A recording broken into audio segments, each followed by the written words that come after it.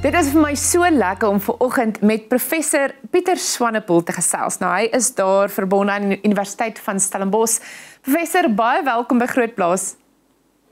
Goeiemôre Mia, baie dankie. Ag, dit is so lekker. Ek hoop dit is 'n mooi dag daar in Stellenbosch en dat dit sommer net dat dit goed gaan met die landbougemeenskap daar aan julle kant. Vertel vir my, wat behels herlewingslandbou en hoe pas vee binne hierdie hele stelsel in? Ja, ek gaan begin deur te verduidelik wat bewaringsboerdery is en Ja, dan sal asseblief. ek verduidelik hoe herlewingslandbou daarbey inskakel. So bewaringsboerdery is 'n stel van bestuursbeginsels wat nou al goed gevestig is in die Wes-Kaap byvoorbeeld en dit neem ook toe in die somerreënvalgebiede. En die stel bestuurspraktyke van bewaringsboerdery het die doel om oor die algemeen grondgesondheid te bevorder, koolstof in die grond te bou, die stelsels net meer volhoubaar te maak, meer waterverbruiksdoeltreffendheid in te bring en meer omgewingsvriendelik te wees.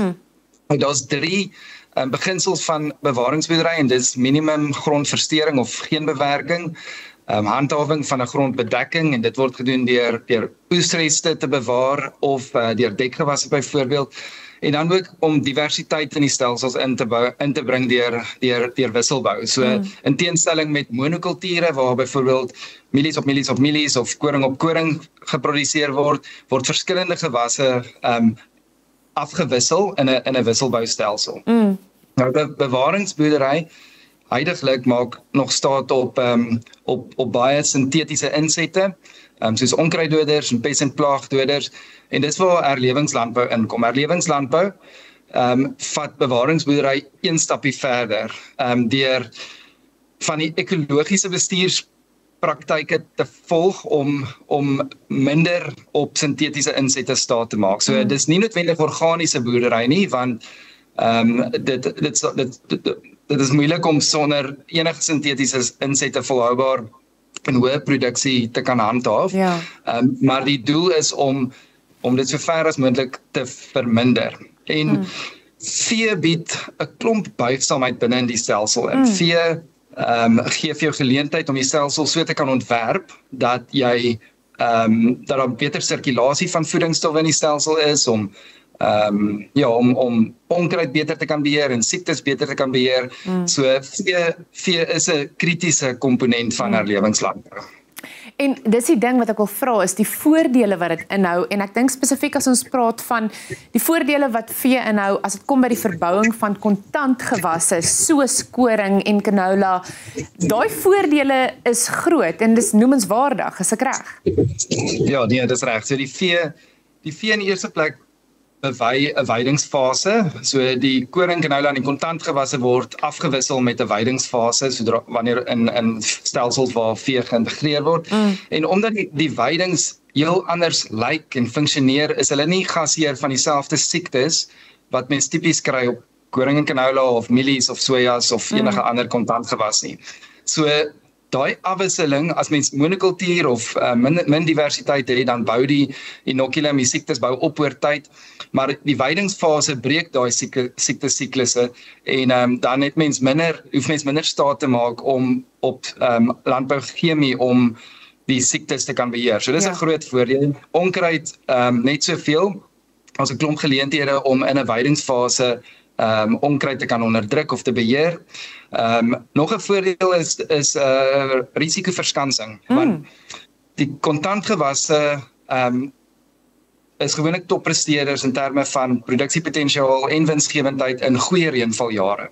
En die vee doen ook heel goed, presteer ook goed in die goeie reënvaljare, maar in swak reënvaljare val kontantgewasse eintlik totaal en al uit die bus uit en word dikwels afgeskryf, waar vee in die swak reënvaljare nog steeds inkomste genereer deur wol of vleisproduksie. Ja. En so as mens die hele stelsel evalueer, dan al die vee van die wisselvalligheid uit en verskans dan ook die risiko's so. Nog 'n voorbeeld is dat mense die variasie op die plaas beter kan gebruik, so stukkies veld of grond wat marginaal is vir plantproduksie nie heeltemal die beste grond nie, kan mens eerder toeken aan weidings en dan ten minste ook iets genereer uit die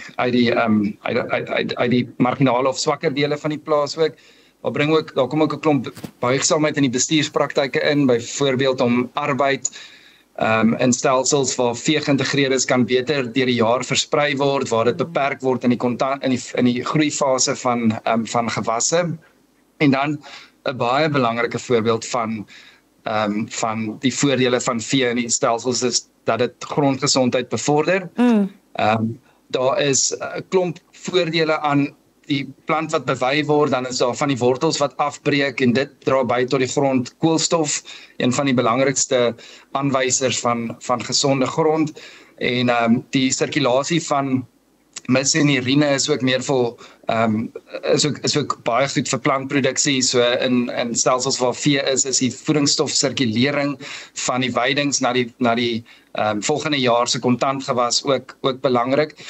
En dan peelgewasse, baie van die weidings is peelgewasse en peelgewasse is krities om grondgesondheid te kan bevorder.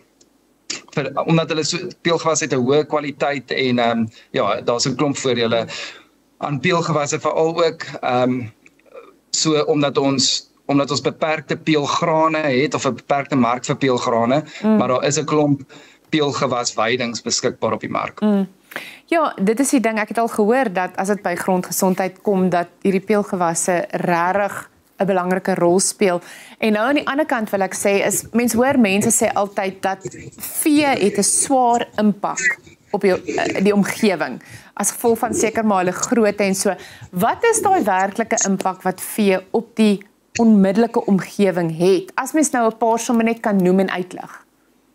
Ja, so peelgewasse vorm 'n simbiotiese verhouding met 'n bakterie wat mens noem Rhizobium.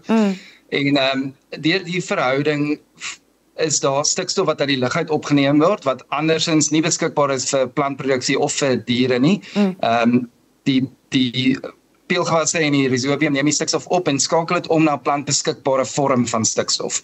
Nou dit is die boublok van proteïene. So dit is krities belangrik in plantproduksie, maar ook vir diereproduksie. Ja. En nie peelgewasse nie, soos grane of grasse, kan nie stikstof bind nie, want hulle vorm nie daai simbiotiese verhouding nie. Maar hulle het nog steeds 'n hoë behoefte aan stikstof, want dit is 'n makro-element. En dit word gewoonlik dan nou aangevul deur kunsmis. So kunsmis het 'n hoë koolstofvoetspoor, maar dit is ook duur. Dit is 'n insek wat mense andersins moet aangaan om plantproduksie te kan handhaaf. So sodra mens peelgewasse binne in die stelsel inbring, dan sal outomaties 'n gratis bron van stikstof wat mens op kan staatmaak. En die peelgewasse kan dan die stikstof in die weidingsjaar bou dit op en dit dra oor na die kontantgewasjaar in die volgende seisoen. En dis ook die rede hoekom die omgewingsimpak van vee beïnvloed word deur die koolstofvoetspoor word beïnvloed deur vee wat weidings benut, wat ook hoofsaaklik bestaan uit peelgewasse. So en ons het hier in die Wes-Kaap 'n studie gedoen in samewerking met die Wes-Kaapse Departement van Landbou om die impak van vee te bepaal. En dit is onder andere in samewerking met professor Johan Strauss, en hier's 'n paar langtermynproewe in die Wes-Kaap wat 'n ongelooflik groot bate is vir die plaaslike produksie, vir plaaslike boere, maar ook internasionaal word daar met groot oë gekyk na die langtermynproewe. Ja. En in die proewe het ons dan nou oor 'n 25 jaar tydperk die koolstofvoetspoor of die omgewingsimpak van die verskillende stelsels bepaal. En die stelsels is wisselboustelsels. Ons het na 3 stelsels gekyk. 'n Wisselboustelsel sonder vee, wat bestaan uit koring, canola, en dan herhaal dit, so dis 'n 4-jaar stelsel. So geen vee en ook geen peelgewasse. En tweede stelsel wat ons evalueer het is slegs kontantgewasse, ook geen vee, maar daar is 'n peelgewas wat as 'n dekgewas bewei word, wat bestaan uit lupine en ertjies. En dan die derde stelsel was 'n koring medic canola medic stelsel, waar die medics 'n weiding is wat 'n peelgewas is. So daar's kontantgewasse, vee en peelgewasse in die stelsel. En baie interessant as mens dan nou kyk na die omgewingsimpak van die verskillende kommoditeite. was daar het koring die laagste omgewingsimpak gehad. Dit was gevolg deur canola en dan die hoogste voetspoor was die vee gewees. Maar onthou die vee het 'n groot voordeel op die kontantgewas ook. So mens kan nie in isolasie kyk na enige deel van die stelsel nie. Mens moet alles saam oorweeg. En dit word dikwels misgekyk deur navorsing of navorsers en ook so deur die media aan die verbruiker oorgedra dat vee swaar koolstofvoetspoor het. Maar as gevolg van die voordele wat vee bied, het is koring wat in 'n suiwer kontantgewas stelsel produseer word sonder vee, het 'n hoër omgewingsimpak gehad as koring in 'n stelsel met vee. En dit is hoekom onder andere daai stikstofoordrag van die veefase na die kontantgewasfase minder insette of dit verlaag die insette. Selfs met canola en dan het ons 'n stapie verder ook gegaan as mens na alles in die stelsel kyk. Die hele stelsel in ag neem wat dan nou die verskillende kontantgewasse en die vee in ag neem, het die vee die koolstofvoetspoor met 11% verlaag in vergelyking met stelsels sonder vee. En dit is 'n teenstelling wat mense dikwels hoor dat plantgebaseerde produksiestelsels beter is vir die omgewing. Maar ja, mens moet na die hele stelsel kyk om die volledige prentjie te kan verstaan. So oor die langtermyn kon ons bewys dat vee wel die voordele van vee oorskry die nadele en dat dit eintlik 'n gesonder vir die omgewing in terme van klimaatsverandering en omgewingsimpak koolstofvoetspoor het vee 'n netto positiewe effek op die stelsels. Professor, ons het so 2 minute oor. Ek moet vra want ek hou altyd van 'n lekker praktiese been in 'n gesprek. Het jy praktiese wenke vir boere oor hoe hulle eintlik maar hulle voedselproduksiestelsels meer volhoubaar en omgewingsvriendelik kan bestuur? Ja, so ek dink in die eerste plek is diversiteit is belangrik. So daar moet, en dis wat bewaringsboerdery ook bevorder.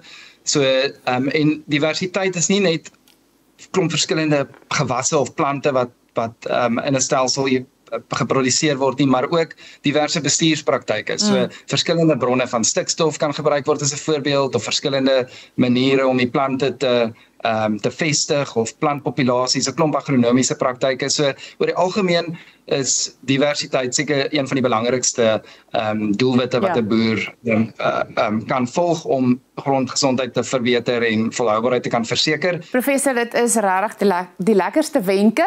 Dankie daarvoor, dankie vir jou tyd vanoggend, ons waardeer dit.